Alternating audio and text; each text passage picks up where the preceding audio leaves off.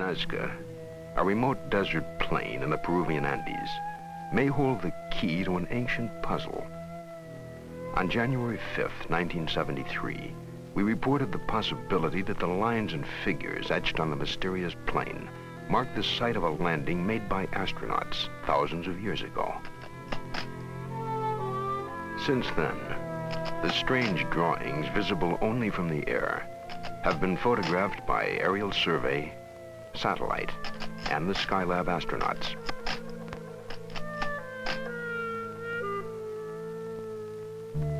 The lines at Nazca, when added to the evidence of other sites around the world, indicates that the Earth may not merely have been visited by ancient astronauts.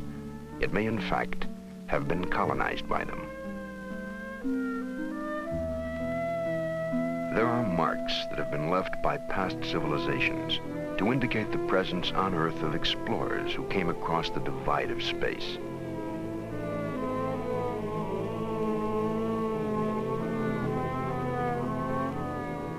Did those colonists inspire the legends of gods who came from the skies?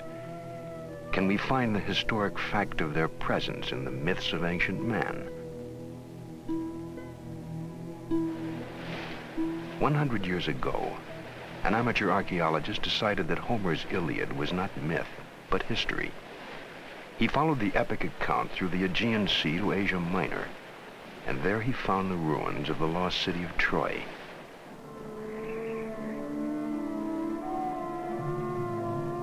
What other legendary places contain evidence that converts myth to history, that supports tales of events so far beyond the range of normal human experience they have for centuries been dismissed as allegory and legend? In the last 50 years, science has developed tools to date past events and probe ancient mysteries. So we are finding that old accounts take on new meaning. If we look for evidence that the Earth has had visitors from outer space, the best book at this time we can use is the Bible once again. In the Bible, the Old Testament, the book of the prophet Ezekiel, gives us a very detailed account of a visit, actually of several visits, of extraterrestrial beings to this Earth. It's possible that in the course of our history in the last 13,000 years that ships from Epsilon Botis have come here, have conducted survey missions, possibly even had small settlements established here for a time and pulled out again. As we left our tracks on the moon, so too must the ancient astronauts have set theirs on the Earth. If so, where is the evidence of their presence? Where are the artifacts they have left behind? Perhaps the clues are not all buried in the past. Hi, Gemini 7 here, Houston, how do you read? Loud and clear. 7, go ahead. Have bogey at 10 o'clock high. This is Houston. Say again, 7. So we have a bogey at 10 o'clock high. Roger. Gemini Control here again. The reference in that conversation was bogey. It was Borman who reported sighting the bogey. This is Gemini Control in Houston at 4 hours, 24 minutes into the flight. Bogey is the code word for an unidentified aircraft. But a bogey in space is almost beyond belief. Or is it?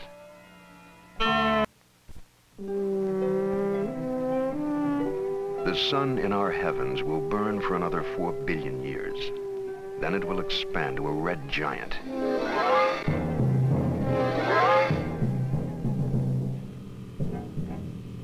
It has happened elsewhere. Many suns in the universe have died. Somewhere in space, an advanced civilization may have seen the end approaching and begun the search for a new planet that could sustain life.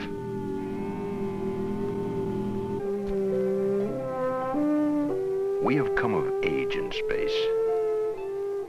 Our own explorations tell us it is possible that man-like creatures might have come here in their quest for a place to regenerate life.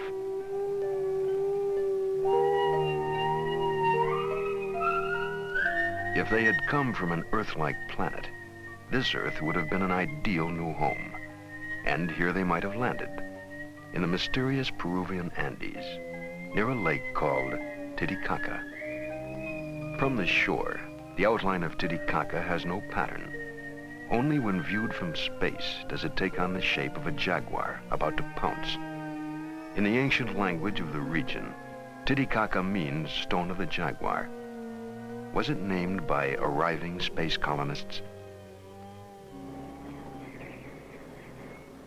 An arid mesa called the Altiplano fringes Lake Titicaca. On the barren, windswept plain, the air is thin, and corn does not grow. It is a harsh environment. Yet there is reason to believe that here, long ago, a colony was established by visitors from another planet. It is possible that the first inhabitants of the Altiplano are our dim and distant ancestors. We may never know what actually occurred here. Most of the traces have been obliterated. The Inca, who dominated this part of the world, erased the histories of the regions they conquered. But in the mounds, rubble, and broken walls of an Andean plain lie the ruins of a once great city. Called Tiahuanaco, it stands mysterious and unexpected at 13,000 feet above sea level. It might have housed the most advanced civilization of ancient times. Long before the Inca arrival, Tiahuanaco was a reality, and the question arises, how much did the Inca take away in plunder, and how much in technology?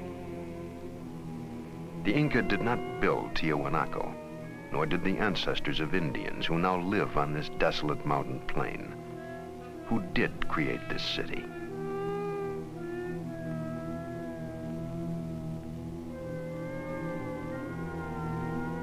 Estimates of its age range from 1,200 to 15,000 years old. Could Tiahuanaco have been built by colonists possessed of a technology far more advanced than that of man? This subterranean temple is not unlike an anthropological museum or the trophy room of some big game hunter. The faces show a bewildering variety of shapes and expressions. Some are familiar, others alien, a range that covers the racial spectrum of man. Are these models of man or experimental designs for man?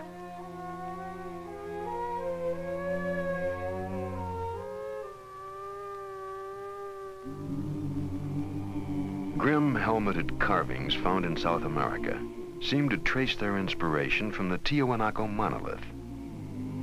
In 1927, the carvings were interpreted as an account of the Earth's original capture of the moon. The theory was dismissed as nonsense, but after 7 Apollo flights, there has emerged a similar theory that the moon has wandered into our solar system, only to be captured by the Earth.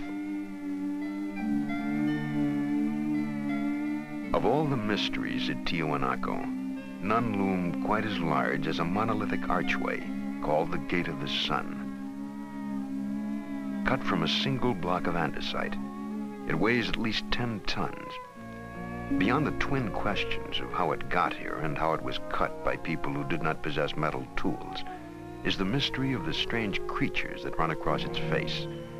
For the carefully chiseled lines depict birds that never flew in the skies above the Earth.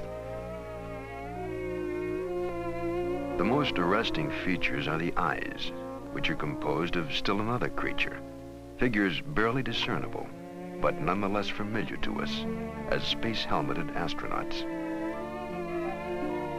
No less mysterious are the eyes of the god atop the arch.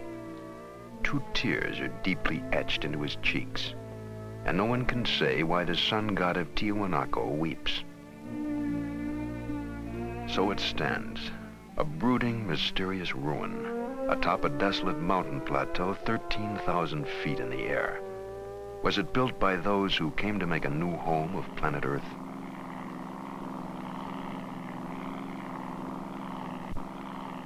"300 miles away, on another plain, lie the strange lines of Nazca. Nazca may have been a landing field, a base camp from which ancient astronauts took off to explore the planet they had found. Perhaps, but the lines at Nazca, which take shape only when viewed from the air, might have another function, one directly related to space and suborbital travel. For these lines, radiating in all directions, look not unlike the route maps of a modern-day airline. Do they point the way to other outposts on the Earth? A route map for the Earth's original colonists? If followed, where will they lead? One line pointing east leads to a remarkable, unexplained artifact 300 miles away. No one can say when the great stone of Saiwiti was carved, nor do we know what tools were used, but here it stands. Various interpretations have called it a sacrificial altar, a city plan, a map of the universe, and a model of colonial outposts on Earth, complete even to the agricultural terraces that make farming possible in the mountains.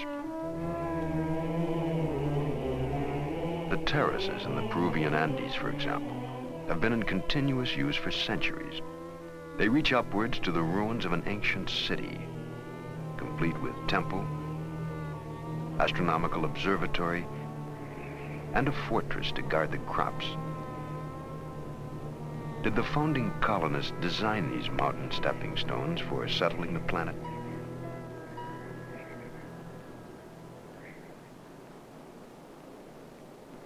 Sacsayhuaman is a megalithic fortress presumably built by the Inca. The snake marks a stone so heavily magnetized, it will cause a compass needle to spin wildly. Legend says the Inca kings received a special power from this stone. With it, their empire spread from the Pacific coast to the Amazon jungle, leaving a record of accomplishment wrapped in enigma.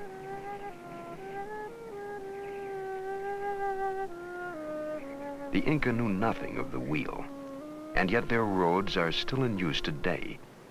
They had no alphabet, yet they developed an engineering technology that built structures such as this. Or did they? Were they creators or inheritors? Descendants or beneficiaries of a civilization and culture transplanted to the Andes from somewhere else? Sacsayhuaman is built of enormous blocks of stone, cut and beveled to fit together with micrometer accuracy. No one has even a clue as to how these blocks, some weighing more than 100 tons, were quarried, shaped, transported, and set into place. 35 feet underwater and 1,000 yards off the northern shore of the island of Bimini in the Caribbean, there is another wall.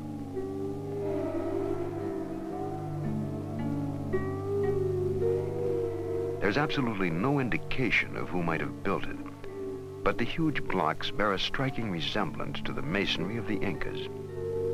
Some scientists claim it is a natural formation and not a wall at all. But if ocean currents cut the stones in the sea bottom, did they also cut them at right angles to each other? The Bimini Wall is but one of many mysteries in the Caribbean region known as the Bermuda Triangle. Here, ships and planes vanish under circumstances that defy all logical explanation.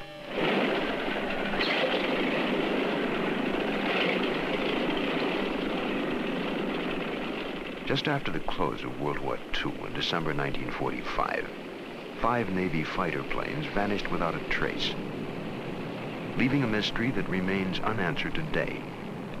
Their disappearance has been the subject of a 25-year investigation by magazine reporter Art Ford. Well, a routine naval air patrol took off from the Fort Lauderdale Naval Air Station.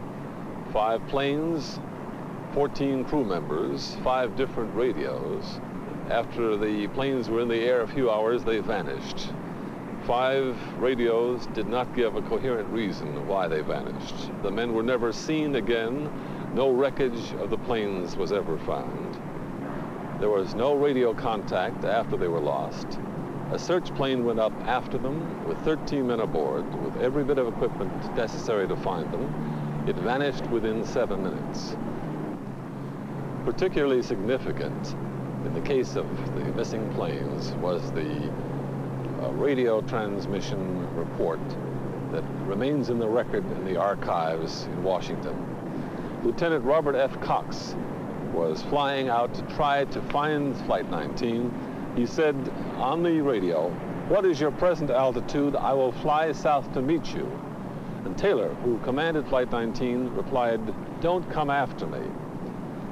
He was warning his fellow flyers who were trying to rescue the plane, which they thought was lost, and he said, "They look like they're from outer space. Don't come after me." More than 100 ships and airplanes have been lost in the Bermuda Triangle, taking with them 1,000 lives. There is no explanation for the disappearances that have taken place in clear weather and calm seas. But now we have one more question. Is this the corridor to outer space? Did the first colonists plant a homing device, a navigational aid, under these waters, a beacon for spacecraft to home in on, that somehow interferes with our own navigational devices?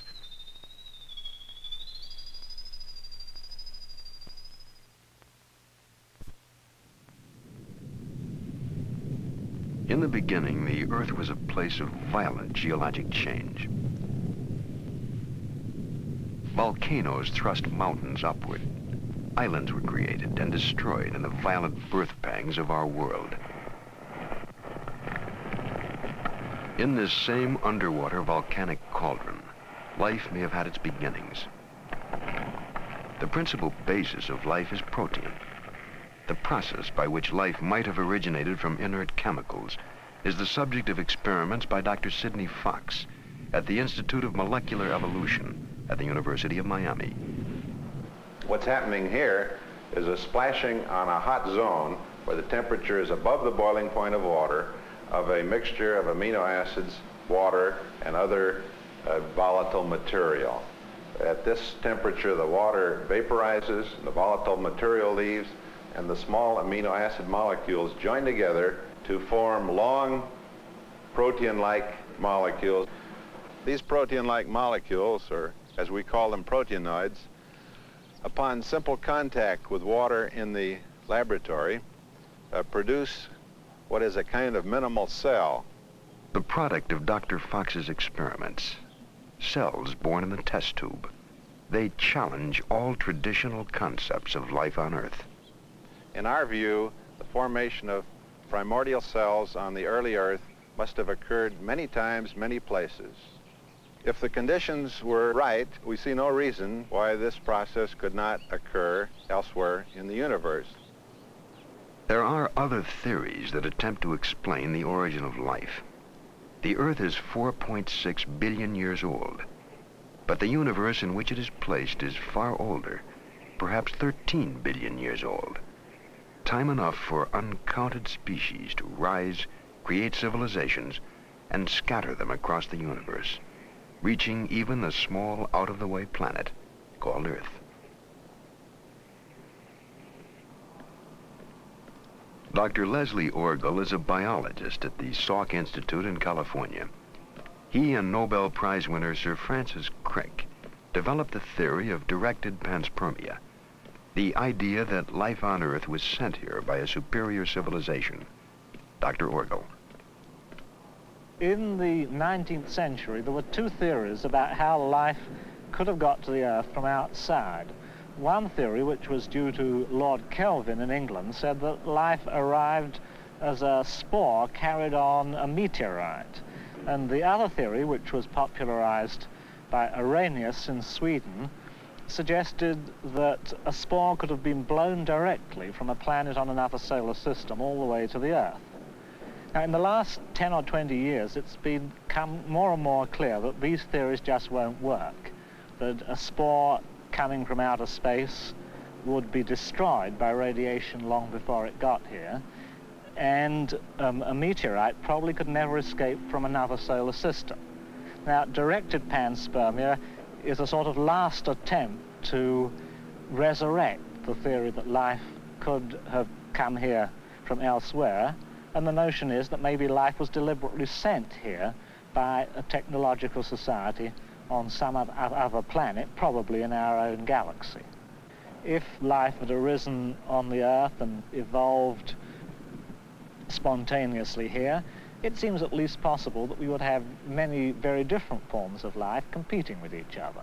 In fact, we know that all living things have evolved from a single cell which inhabited the Earth about 3 or 4 billion years ago, and there don't seem to be any traces of any competitors of that sort of a cell. Now, there are perfectly normal biological explanations of this that don't call for anything magical or anything extraterrestrial, but even when all is said and done, it remains a little bit surprising that there isn't any evidence for other sorts of organisms than the ones we see. Now, if life had come from another planet, however it had got here, whether it came on a rocket or on a meteorite or as a single spore, we could understand very easily why there's only one sort of life, because we would all be descendants of a single ancestor, the one that happened to get here. If a rocket had crossed the reaches of open space and brought to Earth the seeds of life, then it is possible that the seed of man also traveled here, directed by intelligence from another planet. Did the primitive Peruvians also know of these origins? If they did, it would explain why they carved fertility symbols from only one material, meteorites. For thousands of years, Neanderthal was the most advanced primate on Earth and a logical ancestor of man. But Neanderthal suddenly disappeared 35,000 years ago, and a new presence appeared on Earth, Cro-Magnon. So different is he from Neanderthal, most scientists cannot account for his presence. They know only that suddenly these creatures began to walk the Earth. We are their descendants, but the question remains, are they descended from the stars? Or did they receive from some ancient astronauts the knowledge and tools that enabled man to rise above the other creatures struggling for survival on Earth? Do ancient drawings commemorate such an event?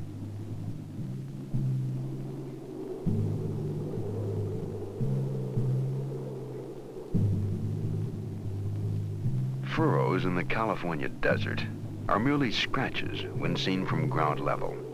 But from the air, they take on astonishing shapes. They were formed by men who lived here thousands of years ago. Men who could not possibly have sculpted these images without some direction from an observer high in the sky. All over the world, men have cut, shaped, and gouged the Earth to create images that could only be seen from the heavens. Thousands of years ago, someone carved remarkable earth drawings on the English hillsides. Were they placed there in tribute to some distant forebearer who came from space? Is that why man first turned his eyes upward toward the gods in search of his primal beginnings, and in the process began to question and learn of the gigantic forces at work in the universe? Is that how man's first science, astronomy, came into being?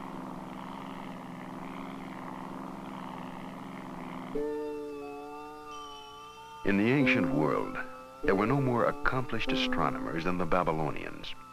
Their cuneiform tablets mark the phases of Venus, the 4 moons of Jupiter, and the satellites of Saturn. None of these bodies or events can be seen without a telescope, a device invented 3,000 years after the tablets were carved. In the shadow of the Acropolis stands a 2,000-year-old observatory called the Tower of the Winds. Among the best preserved of all classical Greek buildings, the tower had frustrated archaeologists for years with the mystery of what it once had held. An early Greek text spoke of an astronomical clock mounted inside the tower. But how did it work? What did it look like?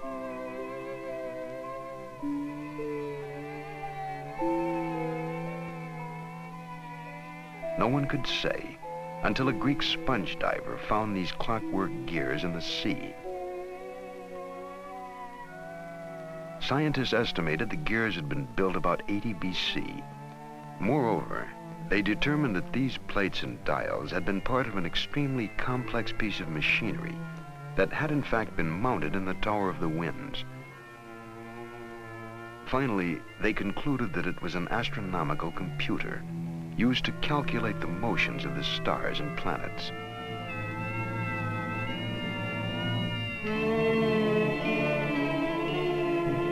A stone circle crowns Sacsayhuaman. It may have been an astronomical calendar. No one knows precisely how it was used, but alternately sun and shadow fill the boxes that compose its rings. The Inca called this the hitching post of the sun. With it they marked the seasons, but it also had a religious purpose.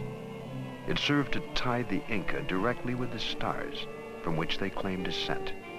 And perhaps their claim was also made for all mankind.